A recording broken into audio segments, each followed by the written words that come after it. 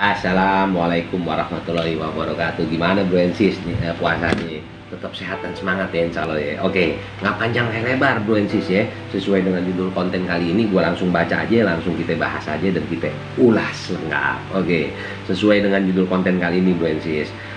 Ada aturannya bro, merubah susunan pengurus koperasi ya. Gue ulang nih, udah nongol tuh. Ada aturannya bro, merubah susunan pengurus koperasi ya. Dari mana nih judul konten? Lu udah pada tahu deh insya Allah, yang udah pada langganan channel kita ya. Kalau yang belum juga langganan, makanya masya Allah ya.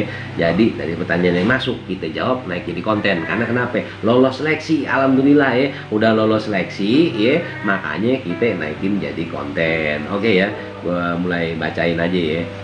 Sesuai dengan pertanyaan yang masuk ya. Assalamualaikum warahmatullahi wabarakatuh. Waalaikumsalam warahmatullahi wabarakatuh ya. Mohon informasi dong bro, apakah Badan Hukum Koperasi apabila telah terjadi perubahan susunan pengurus wajib untuk lapor kepada instansi berwenang terkait ya? Karena gue kebetulan teman-teman udah bikin koperasi nih. Gitu aja, dan selamat jalanin ibadah puasa buat lo orang semua di situ ya. Assalamualaikum warahmatullahi wabarakatuh. Oke, waalaikumsalam warahmatullahi wabarakatuh. Gua nggak bacain namanya Blensi seperti biasa ya, menyangkut privasi, langsung kita bahas aja nggak pakai lama ya. Oke, ulasan lengkapnya jadi begini Blensi, khusus bro yang begini pertanyaan ya.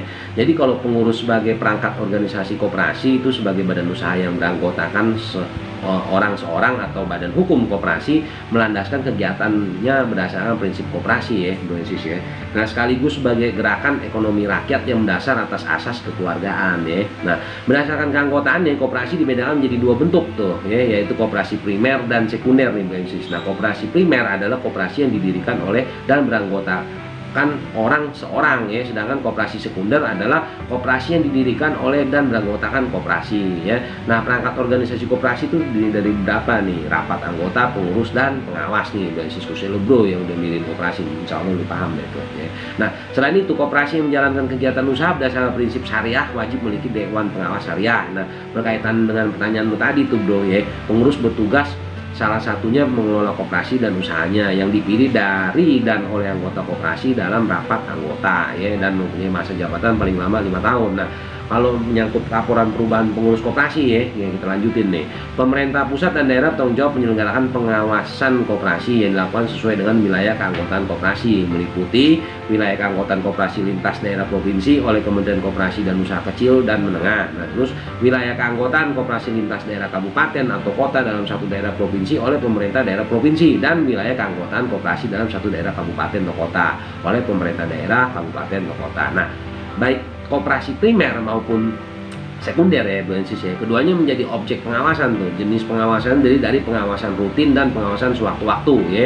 Dalam hal ini pengawasan rutin bisa dilakukan secara langsung on-site atau secara tidak langsung off-site kepada koperasi. Nah, pengawasan secara langsung nih kita bahas ya. Kalau pengawasan secara langsung tuh on-site ya ya, lo dilakukan dengan mencari, mengumpulkan, mengolah dan mengevaluasi data dan atau keterangan koperasi yang dilakukan di kantor koperasi dan di tempat lain yang terkait langsung maupun tidak langsung dengan kegiatan koperasi itu sendiri. Nah, sementara itu sorry bro, batuk gue. Nah, sementara itu pengawasan secara tidak langsung offsite ya dilakukan dengan menganalisa dan memeriksa dokumen dan laporan tertulis yang wajib disampaikan secara berkala oleh koperasi kepada deputi atau kepala perangkat daerah, minimal meliputi ya. Nah, perubahan anggaran dasar, anggaran rumah tangga pengurus atau pengawas dan alamat koperasi ya, laporan pertanggungjawaban tahunan pengurus dan pengawas, berita dan pernyataan keputusan rapat anggota ditandatangani itu oleh pimpinan sekretaris rapat dan salah satu wakil anggota, dan rencana kerja dan rencana anggaran pendapatan dan belanja koperasi. Nah, jadi ini ya bro ya, khususnya lu bro.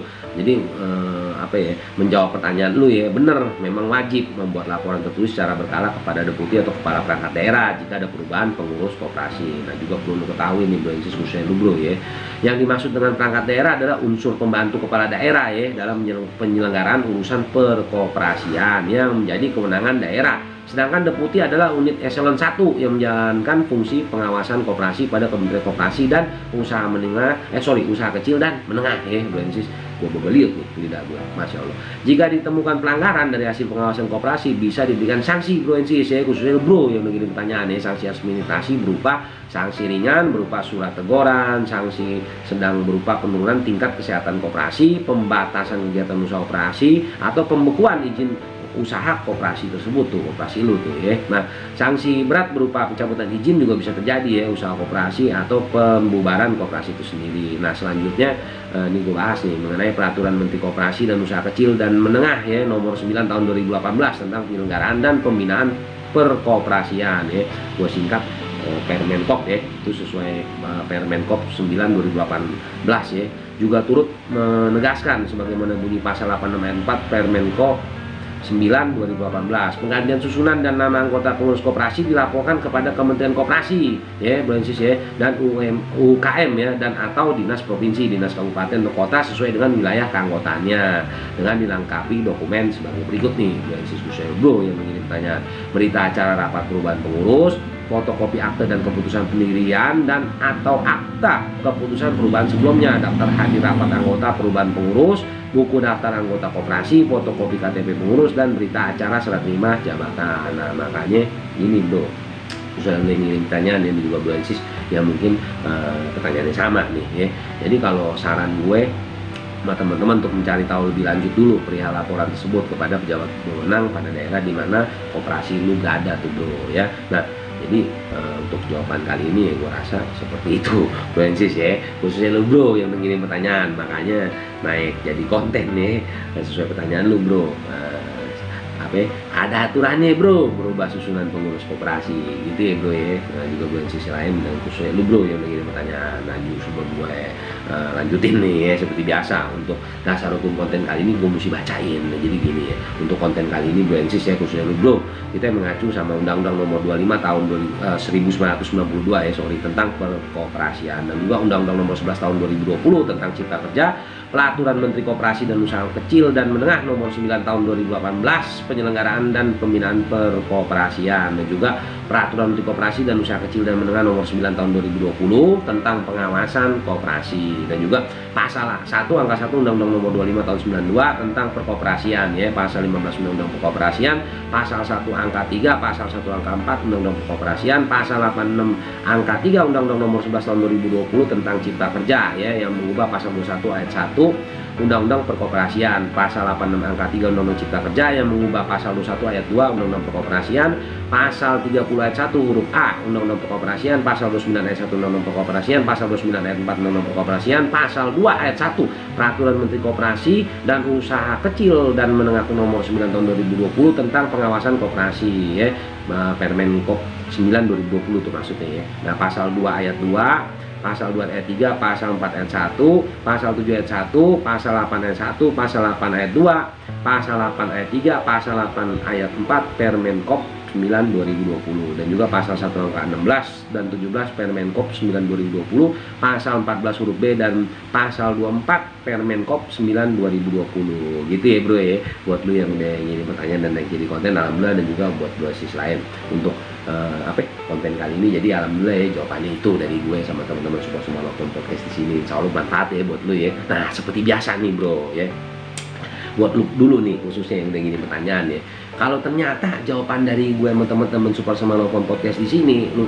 mendapatkan pencerahannya kayaknya kurang jos, lu nggak usah khawatir, buruan lu kirim lagi nomor kontak person lu buat apa. Nah, nanti kita bikin sambungan untuk konten ini, kita ada live streaming, kita undang pakar dan narsumnya untuk kita lanjutin konten yang sekarang. Jadi untuk diskusi ya butuh nomor telepon lu, kita hubungin. Nanti kalau insya Allah konten berikutnya kita mau ada live streaming untuk lanjutin konten sekarang, lu kita hubungin gitu ya bro ya. Nah, juga ada pertanyaan nih mungkin buat lu Bransis ya, seperti biasa ya, kalau gue semua nih mau ngirim pertanyaan kayak bro tadi biar bisa naik jadi konten, ngirim pertanyaannya kemana ya?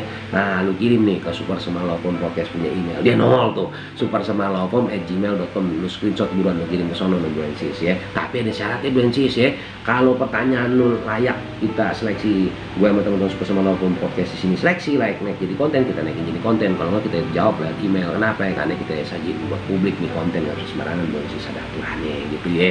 Nah, buat lu ya Bransis yang kalau udah ngirim pertanyaan kok lama banget ya konten yang buat pertanyaan gue kok naik-naik, sabar ya, insya Allah kita jawab. Karena selama bulan Ramadan nih, mohon maaf seperti konten sebelumnya yang udah gue jelasin ya, mohon maaf Bro and Sis ya, kita tayang 2 hari sekali ya gitu ya, maklum ya Bro and Sis, oke ya. Nah sebelum gue pamit nih, kayaknya lu udah mulai pada bete ya, kalau bisa setiap nonton konten kita sih di channel kita ya, jangan di skip biar nggak paham ya Bro and Sis ya. Kita mau ngucapin terima kasih buat lu semua yang udah langganan channel kita ya, berarti lu udah subscribe, udah klik, jangan lupa di share, biar apa?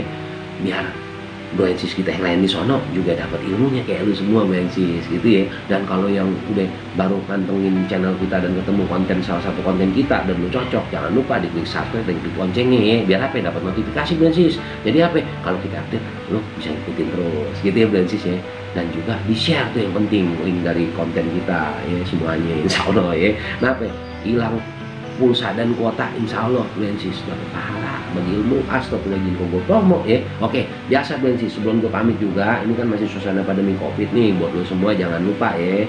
Nah, udah tahu ya prokes pesannya mama, pakai masker, jaga jarak, cuci tangan, dan jangan lupa kalau habis aktivitas dari luar balik ke rumah lo ya, salinan pakaian yang bersih, pola makan, pola hidup, dan tiap hari usahakan olahraga biar apa? Biar kita tetap sehat dan semangat gitu ya Bro and Sis. Nah oke, kayak biasa juga Bro and Sis, gue sama teman-teman di sini yang gue wakilin, gue minta maaf ya kalau ada salah-salah kata ya. Kenapa? Kita semua di sini manusia biasa, kalau pun ada kesalahan, tapi lu nggak usah pada khawatir Bro and Sis. Setiap menjawab pertanyaan lu kita selalu mengacu dengan peraturan perundang-undangan yang ada dan regulasi yang ada, dan juga referensi lainnya yang kami himpun di sini, yang insya Allah akurasinya jos gitu ya Bro and Sis ya. Pamit dulu kali ya, muka lu udah pada mulai kesel tuh ya, Masya Allah, so tau gue. Nah jadi juga gini Bro and Sis, gue juga selalu ngingetin nih sebelum gue pamit ya, buat lu semua, apa itu udah pada tahu ya, bersihin hati, bersihin pikiran, dan disiplin. Insya Allah Bro and Sis, kalau lu udah bersihin hati, bersihin pikiran, dan disiplin di setiap kegiatan aktivitas lu keseharian, lu akan terhindar dari bentuk masalah apapun yang berupa pelanggaran atau pelanggaran hukum lainnya. Jadi bersihin hati, bersihin pikiran, disiplin dalam kegiatan aktivitas lu keseharian. Gitu dulu ya, gue pamit Bro and Sis ya. Dan juga mohon maaf ya Bro and Sis, gue ada lemes nih, udah pada tahu deh puasa nih, mau makan curhat dulu ya, gitu dulu ya Bro and Sis ya. Tetap sehat dan semangat. Assalamualaikum warahmatullahi wabarakatuh.